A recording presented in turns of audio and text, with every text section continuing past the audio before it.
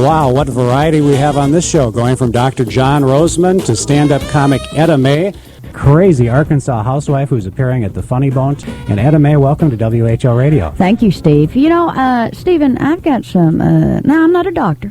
You know, I'm not, well. And you don't play one on TV? And I don't play one on TV, but I've got some parenting ideas. I would love to hear your parenting tips. Well, you know, I think if you've got children, you realize that there are flags.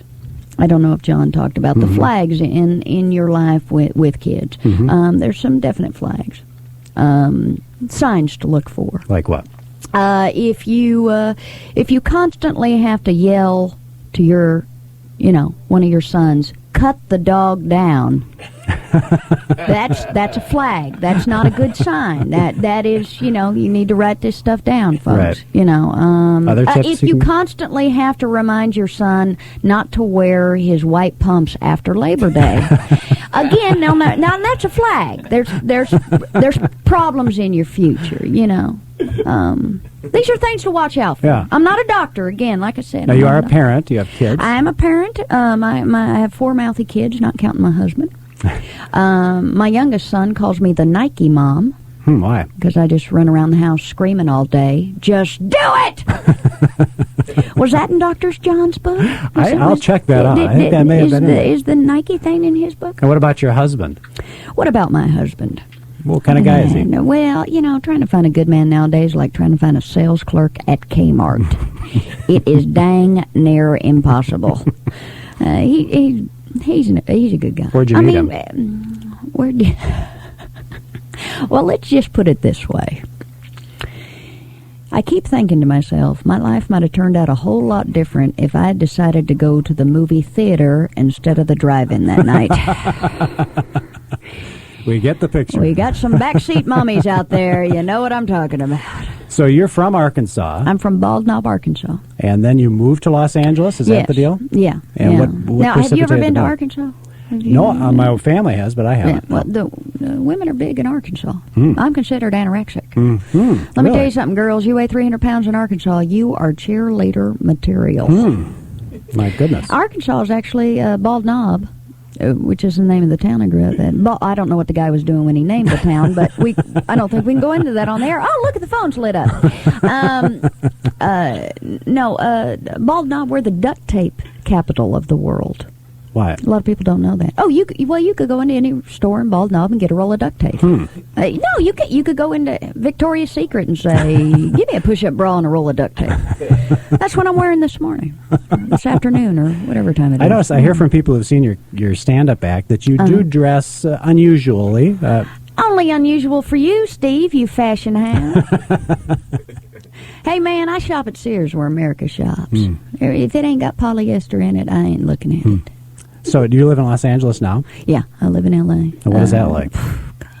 You ever been to L.A.? They told me I was moving into a nice, quiet neighborhood. They use silencers on their guns. Just down-to-earth people. Just not. I was going through Beverly Hills, where the rich people live, and I was driving down one of the neighborhoods, looking at all the houses. I swear to God, in the front yard, there was a sign. It said, "Yard sale by appointment only." Oh, my God. These are uptight people. Etta May is our guest. She's at the Funny Bone. I don't even know how to ask you questions sometimes. I'm so flabbergasted by this. So you still live in Los Angeles now, and then you travel the country doing the comedy club circuit. Yes. And I understand you've been in Las Vegas. Yeah. Doing the show in Las Vegas, right? Yeah, I do. I work a lot in Las Vegas. I was with the Comedy Store at the Dunes Hotel, which is now a parking lot. They blew up the Dunes. Right. And, I don't know who bought it. Was the audience different in Las Vegas? You know what was great about the audience in Las Vegas? Because that's where I started. I started stand-up comedy in Los Angeles, and then a few months after working for the Comedy Store, they put me in Vegas because I've got a wider appeal than most comics. 20-year-olds and to 70-year-olds is my target market.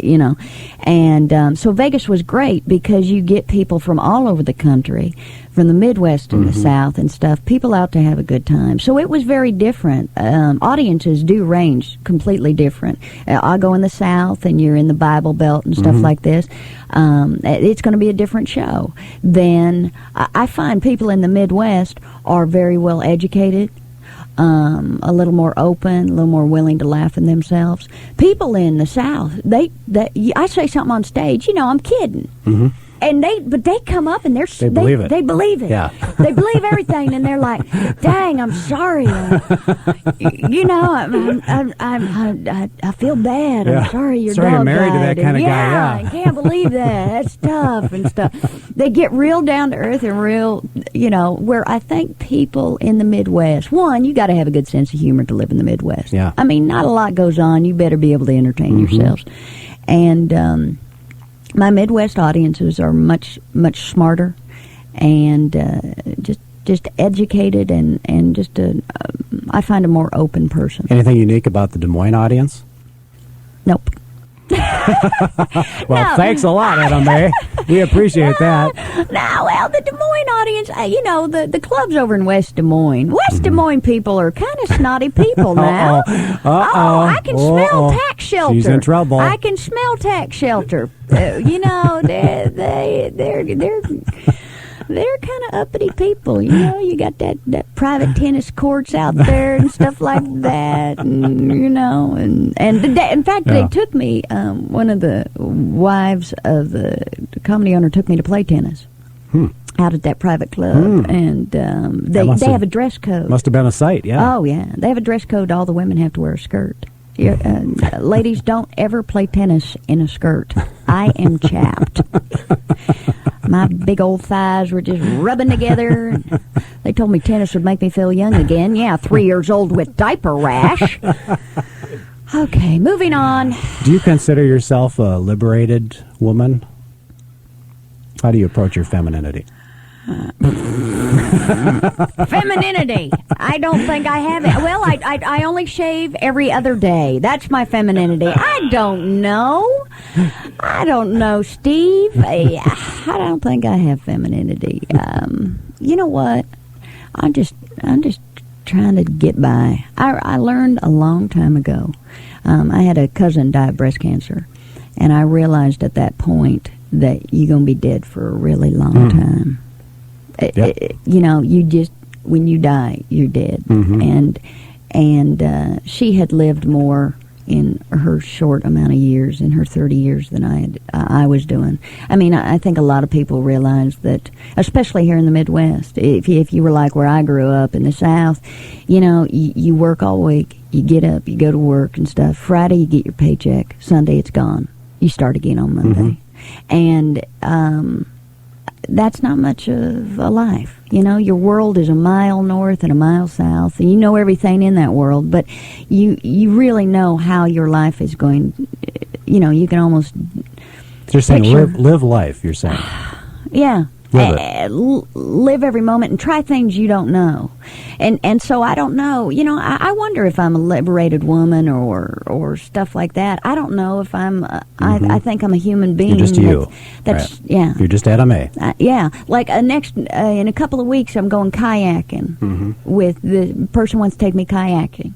And it's like, man, the boat's going to tip over or sink, but I'll try it. I've just gotten into a point in my life where I'm going to try everything. Now, I do have to ask you about your television show, because I remember seeing you on Davis Rules. Yeah. It was a Tuesday night sitcom. I think it was after Roseanne or before Roseanne, somewhere in there. Yeah, it followed Roseanne. That was it wasn't Randy or Dennis Quaid or somebody. Randy was the star. Quaid and Jonathan Winters. That's right. I mean, big stars that you were with. Oh, yeah. And this was a school setting. Yeah. And I was the lunch lady. You're the lunch school. lady in the school. That's Yeah. right. What kind of experience was that to work out in Hollywood? Wow, Jonathan Winters.